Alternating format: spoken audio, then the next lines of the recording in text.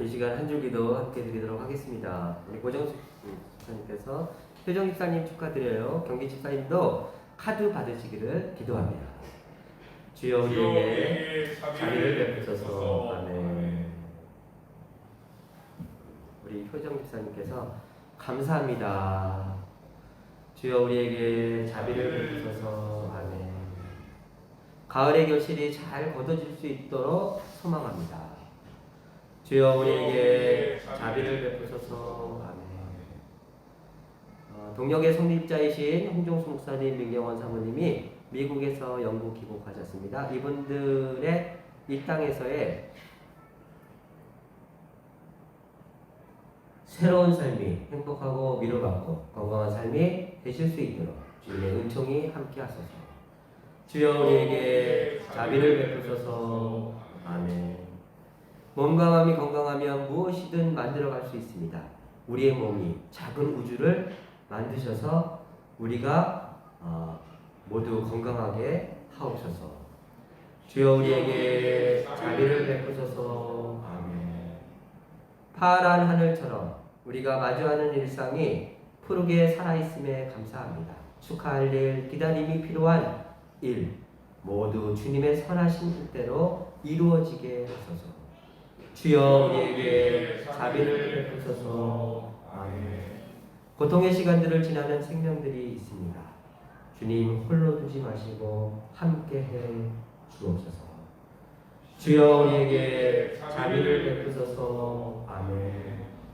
나라를 지키는 군인들, 미래를 준비하는 젊은이들, 세월호 유가족과 진상규명을 위한 여정들, 노동자들의 더 열악해진 노동 현장, 코로나 최전선에서 생명을 위해 일하는 생명의 일꾼들, 미얀마와 아프가니스탄의 평화와 정의, 그리고 이 시대 고난받는 자연의 아픔을 살피시고 저마다의 자리에 주님의 자비와 사랑을 주시고 연대와 사랑으로 함께하게 하소서.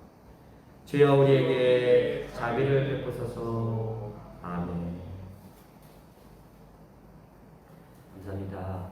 오늘은 특별히 최규영 집사님이 하시나요? 네. 최규영 집사님이 나오셔서 오늘 기도 인도해 주시겠습니다. 낮에는 아직도 반팔 차림에 집을 나서지만 밤이 되면 두터운 이불을 찾게 되는 쌀쌀한 바람결에 계절이 바뀌고 있음을 깨닫게 됩니다. 저는 회사에 출근해서 인터넷을 뒤적이다가 아침에 업무 시작 전에 뉴스를 찾아보곤 하는데 실사이에 며칠 전에 인터넷 포털 사이트 뉴스 중에 눈에 번쩍 띄는 기사가 하나 들어왔습니다. 그런데 그 기사는 오래 있지 않고 바로 사라져서 그 기사에 언뜻 봤던 제목을 따라 쫓아가 보니 제목이 베를린 주택 몰수를 위한 주민투표라는 제목의 기사였습니다.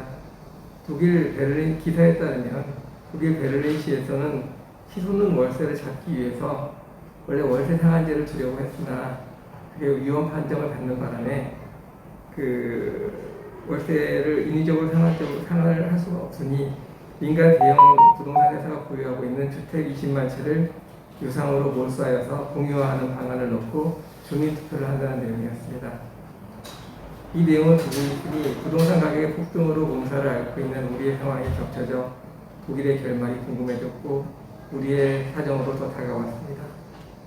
제 주위의 경우에도 특히 저희와 같이 살고 있는 김효정 집사님 주위의 분들도 모두 집값이 계속해서 상상을 초월할 정도로 폭등하자 그래서 투기에 가담하지 않고 열심히 살려하던 많은 사람들이 낙담과 허탈감에 지쳐가는 모습이 곳곳에서 보여집니다.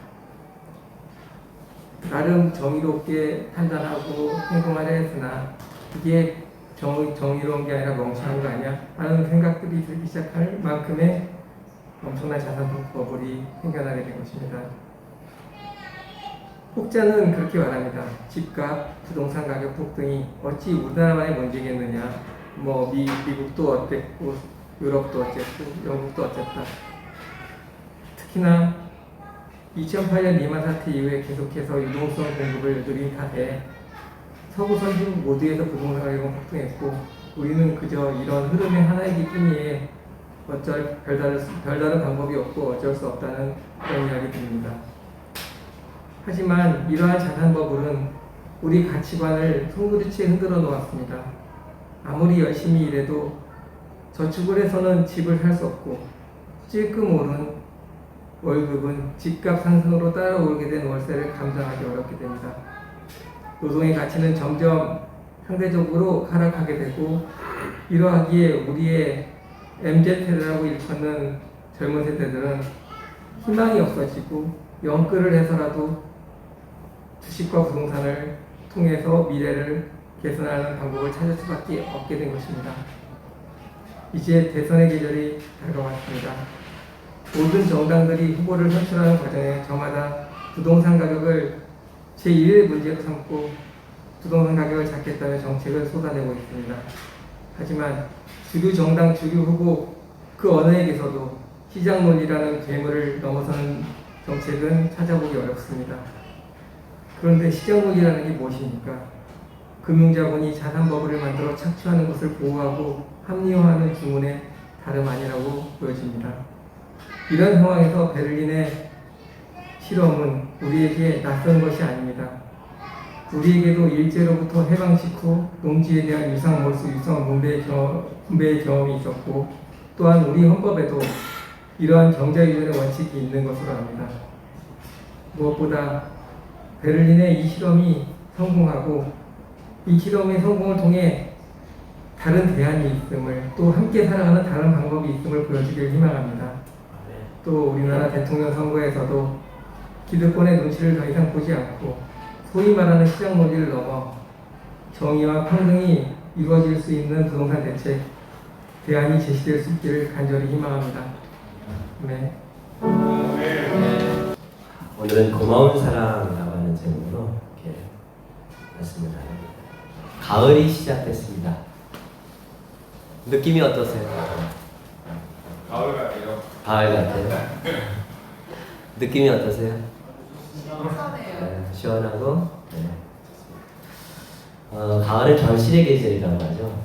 네, 그래서 사실 온갖 풍성한 작물들이 결실을 기다리고 있습니다.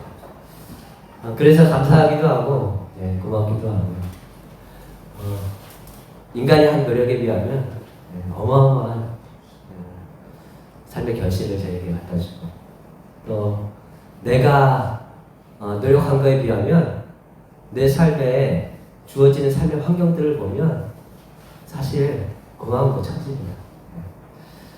특별히 가을이 고마운 거는 저는 그 결실에 나눔이 풍성해서 그런 것 같아요. 어렸을 때 저희 명절설 큰 집에 가면 저희가 만들지 않았던 송편들 명절 끝날 때쯤 되면 이런저런 절편도 보이고요. 그다음에 이런저런 떡들이 곡물도 우리가 분명히 만들지 않았는 송편인데 그런 낯선 곡물이 들어간 송편이 있고 그게 한 해 동안 농사 감사 지은 거 감사하면서 이 집 저 집에서 저희 농사 지은 거 감사하다고 떡했다 드셔보시라고 이제 그러면서 이 집 저 집에서 갖다 주신 떡이 또 만든 것보다 한 살이에요.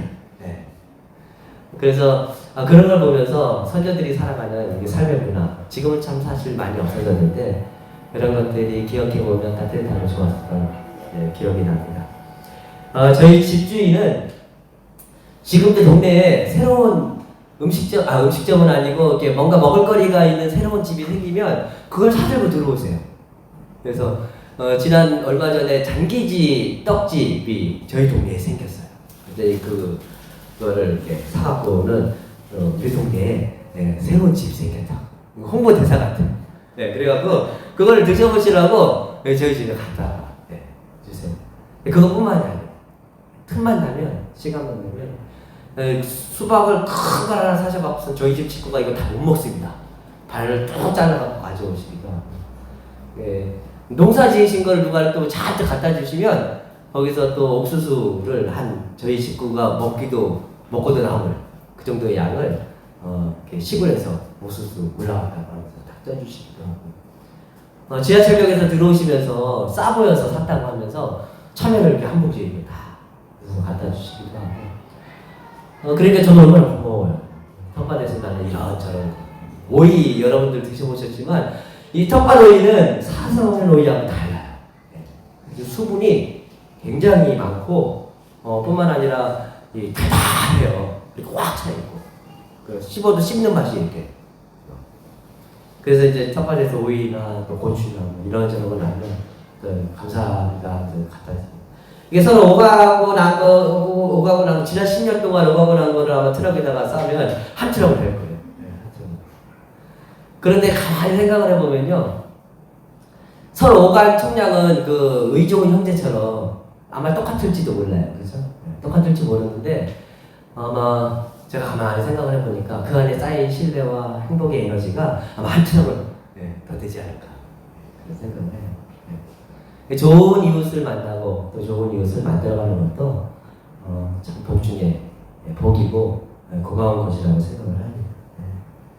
제가 여기 왔다가 여기 오자마자 우리 이재원 지사님한테 들었는데 금요일 저녁에 윤영학 지사님한테 갑자기 저랑 딱 오셨더니 소주 한잔 하자.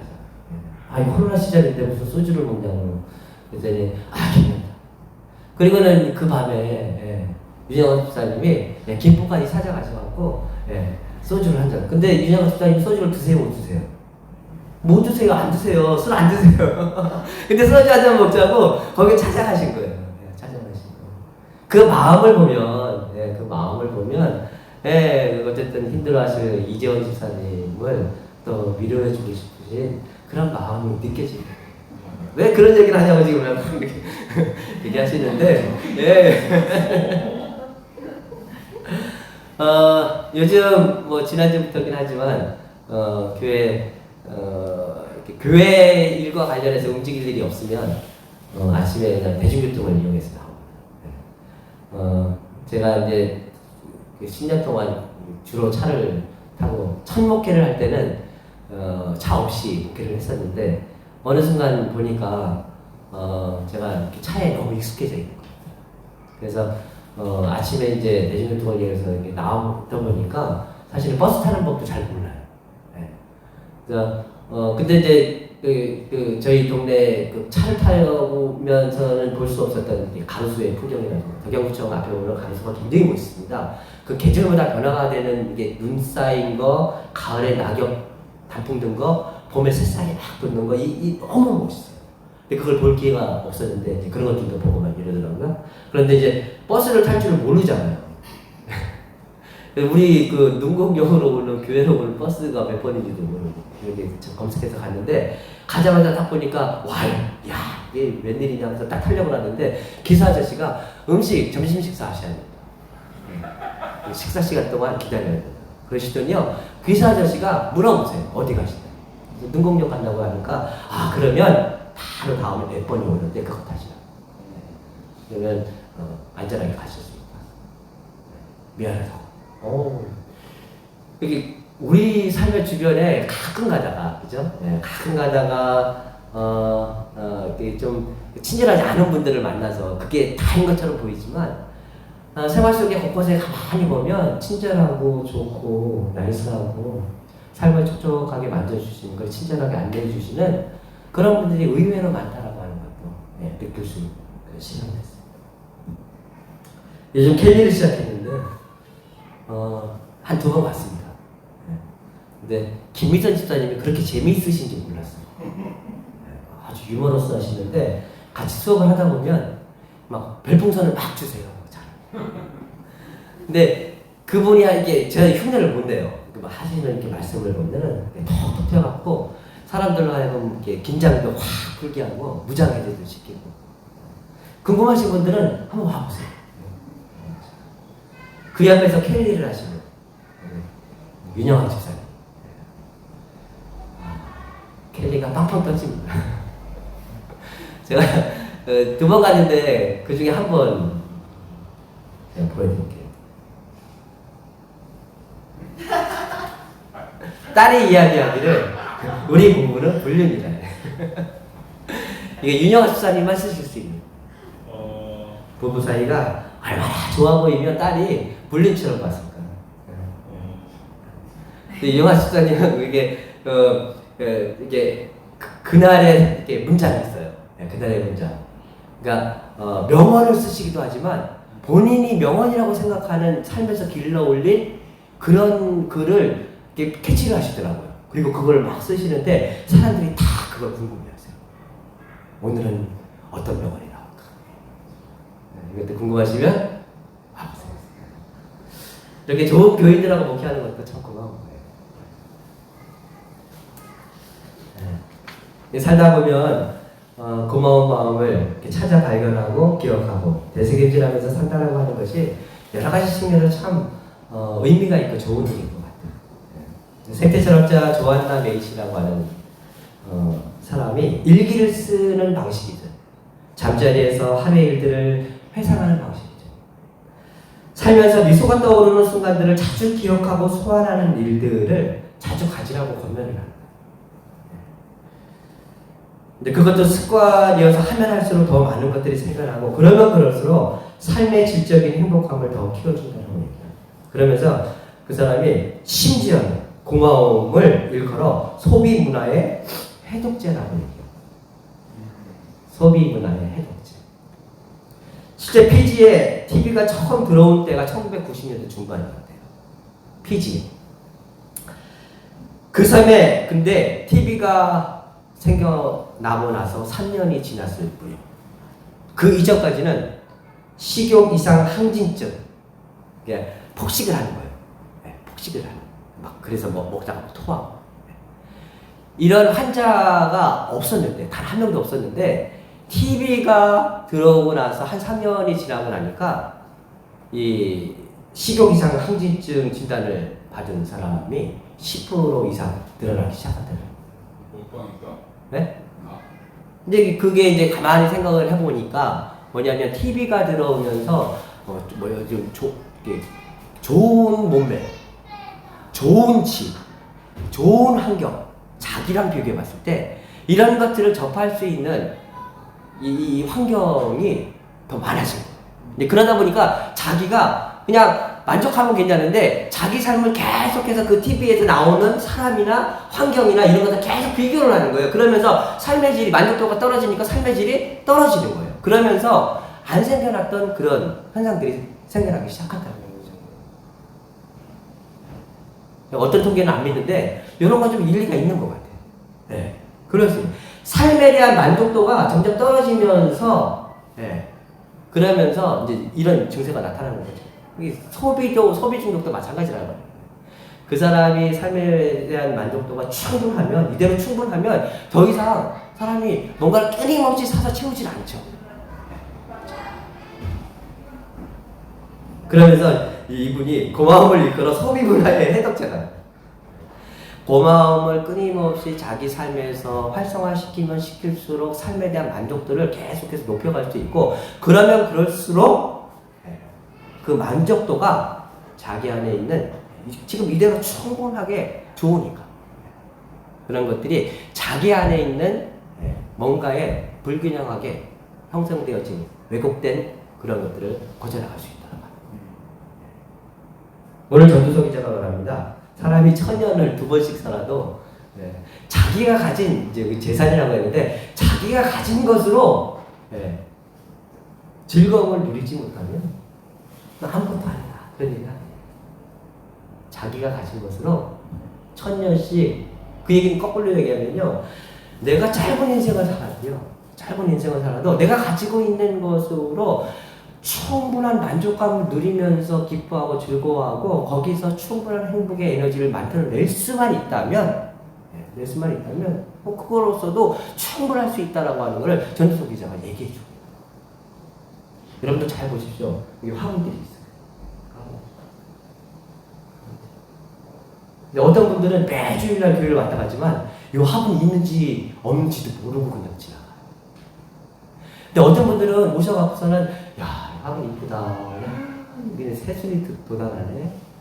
아, 넌 어쩜 이렇게 잘생겼니. 야, 고맙다. 네가 내뿜어주는 이 산소가 있어서 내가 산다 하면서 거기서 뭔가 삶에 고마움의 에너지를 느끼고 행복의 에너지를 느낄 수 있다라면은 사실은 그 사람에게 있어서는 이 식물이 존재하는 거죠. 여기 있어도요, 어떤 사람한테는 이 식물이 없는 거지만 어떤 사람한테는 이 식물이 있는 거예요.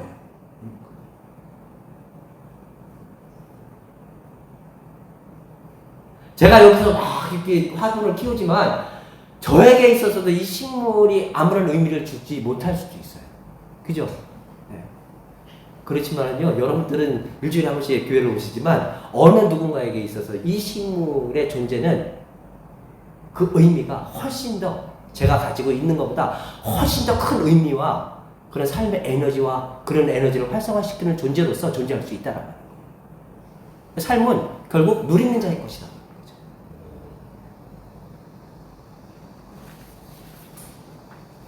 그래서 중병에 걸린 환자들에게 많이 추천하는 것 중에 하나가 이 감사일기를 쓰라고 하는 거죠. 감사일기를 쓰다 보면 처음에는 우리가 생각을 안 하면 모르지만 하나하나씩 생각을 하다 보면 그리고 이제 그거를 글로써 표현을 하다 보면 사람이 아무래도 이제 이렇게 쓰려다 보면 생각을 하게 되고 생각을 하다 보면 없던 것들이 보이기 시작하고 그러다 보면 감사할 조건들이 사실은 많아진다라고 하는 거예요. 그러다 보면 그 에너지가 좋아질 거 아니에요. 좋아질 거 아니에요. 그러니까 저희 아내의 외삼촌 이분도 이제 항암투병을 하다가 돌아가셨는데 이분이 감사일기를 쓰기 시작 이제 암이라고 하는 걸 아시고 나서부터 이제 그 병원에서 감사일기를 쓰기 시작하셨는데 그러다 보니까 본인이 그냥 이렇게 살아서는 안 되겠다. 내 마지막 남은 이 생애를 이렇게 살아서는 안 되겠다라는 생각을 하시면서 그다음부터 그 같은 병실에 있는 암 환자들을 위해서 뭔가를 해야겠다라는 생각을 하시기 시작했다는 거예요. 그러면서 이제 도와드리기 시작했고요. 그래서 어떤 사람은요, 에너지가 선순환되면서 자기도 모르는 사이에 병이 좋아지기도 해요. 근데 어떤 사람은 또 그렇지 않을 수도 있어요. 않을 수도 있지만 저는 그렇게 생각합니다. 그럼에도 불구하고요, 그 삶의 마지막 순간을 가장 아름답게 보냈잖아요. 가장 가치 있게, 본인에게 의미 있게, 즐겁게 보내잖아요.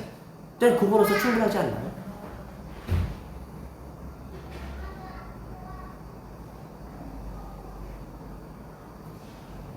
감사 얘기를 했어요. 환자분들에게 꼭. 뭐 환자가 아니더라도요. 네. 꼭 일기를 쓰시는 습관이 없더라도 가만히 앉아서 가만히 내 삶을 나를 살리는 것들을 가만히 들여다보면은 사실은 나쁜 에너지가 나올 수가 없어요. 그 안에서는 부정적인 에너지가 나올 수가 없어요. 하나하나 알면 알수록. 인디언들의 기도 중에는 오호포노포노라고 하는 기도가 있습니다. 여러분들 아시는 분들은 다 아시는데 이 남태평양 중심에 있는 수없이 많은 그 섬들에 사는 인디언들이 드리는 아주 옛날부터 근데 이제 최근에 21세기에 와서 이거를 어떤 학자들이 그 좀 현대인들이 접하기 편한 방식으로 그걸 개발을 했고 그게 이제 오호포노포노 기도인데 이게 이제 우리의 의식을 집중하고 딱 4마디만 하는 거예요. 기도하면서 딱 4마디만 하는 거예요. 많은 걸 하는 것도 아니에요. 뭐죠? 미안합니다. 용서하세요. 그리고 사랑합니다. 고맙습니다. 사랑합니다. 딱 4마디만 하는 거예요. 미안합니다. 용서하세요. 고맙습니다. 사랑합니다. 이거를요 천천히 묵상하면서 계속 내 안에서 계속 그거를 되없는 거예요. 근데 이게 되게 신기한 게요. 이걸 계속 하다 보면은 이제 저도 뭐 이제 여기서 얘기하는 건 뭐냐면요. 무의식 속에서 있는 나와 화해를 한다. 의식, 무의식 속에서 사실은 우리가 의식, 무의식 속에서 내 모든 성격이라든가 내 어떤 기질이라든가 내 살아가면서 성품이라 이 모든 것들이 항상 나오잖아요. 그런데 거기에서 이제 좋은 것들도 있고 안 좋은 것들도 있는데 이게 자기가 이게 쉽게 그런 것들을 치유해 나가지 못하는데 이 딱 4마디의 기도를 계속해서 함을 통해서 드림을 통해서 의식과 무의식 속에 있는 왜곡되어진 내 자아와 만나고 그 자아와 화해를 하는, 심지어는 지금의 나가 아니라 10년, 20년 어렸을 때 부모님과의 관계에서 얼룩지어졌던 그 상처와 아픔들까지도 그 안에서 용서하고 치유하고 고맙고 감사하는 이게 이루어진다라고 하는 거예요. 그리고 이게 더 나아가서는 결국 내 안에 있는 신성과 연결을 해준다라고 하는 거죠. 그래서 미안합니다. 용서하세요. 고맙습니다. 사랑합니다. 이 에너지를, 화해의 에너지, 감사의 에너지, 사랑의 에너지를, 저는 이게 어떤 효과를 내냐 그보다 그 에너지를 사실은 내 안에 바꾸는 거거든요. 그리고 그 바꾸는 에너지는 나에게 어떤 영향을 줄지 모른다. 근데 침묵지도도 마찬가지예요. 끊임없이 내려놓잖아요. 끊임없이 내려놓고 그냥 이곳에 현존하는 이 기운을 내 안에 모시는 겁니다. 에너지를 바꾸는 겁니다. 근데 그렇게 인간이 자기를 내려놓는 순간 나에게 어떤 일이 벌어질지는 아무도 예상하지 못한다. 이게 침묵기도의 힘입니다. 근데 그 고마움을 삶에 활성화시키는 이런 방법도 있다라고 합니다. 이런 방식도 있습니다. 비폭력 대화법을 주장하는 마셸은 고마움을 표현하는 색다른 방법을 제시합니다. 우리는 보통 표현을 하면 고맙습니다, 감사합니다 이렇게 현대인들은 표현이 서툴어서 느낌을 표현하는 방식도 서툴어서 그냥 고맙습니다, 감사합니다, 사랑합니다 이렇게 한마디면 끝나잖아요. 끝나는데 사실은 제가 이제 가끔씩 누가 음식을 해오면 또 먹고선 내 생애 최고의 맛이었어요 이렇게 얘기를 하면 안 믿어요. 사람들이 웃고 안 믿는 거예요. 왜 안 믿나 봤더니 이게 진정성으로 안 받아들여지는 거예요. 진정성. 근데 이제 마셜이 이 고마움을 표현할 때 방법을 제시를 해주거든요. 뭐냐면 솔직과 진실하는데 자기가 직접 보고, 그죠? 그건 객관적인 사실입니다. 자기가 직접 보고, 그리고 그 관계 안에서 느끼고, 내 느낌이니까. 느끼고, 그리고 그걸 통해서 나에게 채워진 그 무언가를 상대에게 표현할 수 있다. 표현할 수 있다면, 그거는 상대가 진심으로 받아들일 수 있다고 하더라고요. 이런 겁니다. 샐러드를 먹어봤는데, 이 세상에서 지금까지 먹어본 중에서 최고예요. 이러면, 이게 진짜인지 가짜인지 알 수가 없잖아요. 그죠? 여기 목사님이 기분 좋으라고 하는 얘기라고, 그죠? 맞아요? 그렇죠. 네. 샐러드를 먹어보니까 그 새콤달콤한 맛이. 그건 사실이잖아요. 새콤달콤한 맛이 오늘 하루 종일 우울했는데 제 우울감을 확 없애주던데요. 정말 맛있게 잘 먹었어요. 이렇게 표현을 하면 제가 거짓말 치는 게 아니잖아요. 제가 경험한 거예요. 제 느낌들 얘기해요. 그러면서 내가 어떤 부분이 내 안에서 확 사라졌는지에 대한 경험을 상대한테 얘기해 주는 거죠. 그러면 그 고마움은요, 어떨 것 같아요? 제가 생각했을 때는 이게 집에 가서 저녁에 딱 자려고 딱 누워서 방에 불을 딱 끄면 맞아, 우리 목사님이 그 샐러드를 딱 했는데 새콤하고 달콤한 맛이 그 목사님의 우울함을 확 달려줬다고 하네. 그거 괜찮은 거.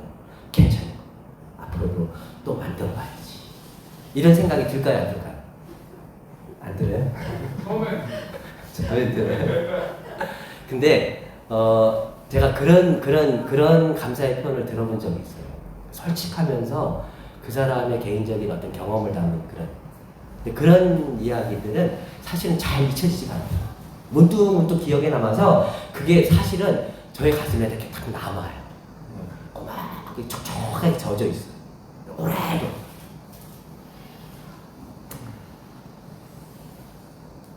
투병 생활하는 제 후배가 호스피스 병동으로 들어가서 생이 얼마 남지 않았을 때 저희 부부는 그 후배와 있었던 기억들을 다 소환시켰습니다. 그 친구가 그 저희 아내의 후배, 여자 후배죠. 소설책을 읽는 걸 그렇게 좋아했어요. 근데 소설책을 읽으면 그 자취하면서 저희 아내 그 자취방에 얹혀 살았거든요. 근데 이 자취하면서 소설책을 읽으면 그걸 막 밤새는지 모르고 막 언니한테 언니 하면서 얘기를 하는 거예요. 근데 언니는 그 얘기를 듣다가 자요. 근데 그 시절이 어떤 시절이냐면 아내가 아버님을 잃고 심적으로 굉장히 방황하던 시절이었어요. 근데 그런 어려운 시절에 그 후배가 맨날 같이 옆에서 탁 달라붙어서 언니 하면서 저런 얘기를 하면서 언니를 위로하려고 했던 그 시간들, 그 시절에 그 후배의 행위가 얼마나 그 아버님을 잃고 그 헛헛한 그 시절을 살아갔던 그 시절에 얼마나 그 힘이 되고 용기가 되었는지를 호스피스 병동에 들어가 있었던 그 시절에 그 얘기를 다 환기시켜서 얘기를 해줬어요. 그 친구는 지금 떠난 거 없지만 그 친구가 마지막 하나님 앞으로 가는 그 시간 속에서 저는 자기가 이 땅에 존재하면서 어떤 사람들과 관계에서 어떤 의미였는지 어떤 존재였는지 그런 것들을 느끼면서 자기 삶을 마무리할 수 있지 않았을까요? 저는 그렇게 생각합니다. 우리가 살아가면서 느끼는 고마움들을 좀 더 우리 삶에 생생하게 활성화시키며 살아갈 수 있다면 그 시간이야말로 전도서 기자가 그토록 간절하게 염원했던 삶을 온전히 누리는 시간들이 아닐까. 아픈 사람들이 많이 있습니다. 또 코로나로 지쳐있는 일들도 많습니다. 우리가 살아가면서 원치 않는, 피할 수 없는, 그저 맞이하며 살아갈 수밖에 없는 것들이 우리에게 닥칩니다. 그 시간 속에서도 삶은 여전히 소중한 것이고 소중한 만큼 그 삶을 촉촉히 풍성히 느끼고 사랑하며 살아갈 수 있다면 얼마나 좋을까. 그런 바람으로 오늘 말씀을 함께 나눕니다. 한 주간 동안도 이런 신비가 여러분들 합성에 함께 하시기를 주님의 이름으로 축원합니다. 아멘. 네, 함께 이제 끝났어요. 우리 민재가 이제 끝났다. 너무 이뻐요. 세상 다 함께 공동부터 하도록 하겠습니다. 거룩한 이 말씀으로 축복합니다. 거룩한 말씀으로 축복합니다. 주 예수 그리스도의 은혜와 주 예수 그리스도의 은혜와 하나님의 사랑과 성령의 사귐이 우리 모두와 함께 하시길 빕니다. 우리 모두와 함께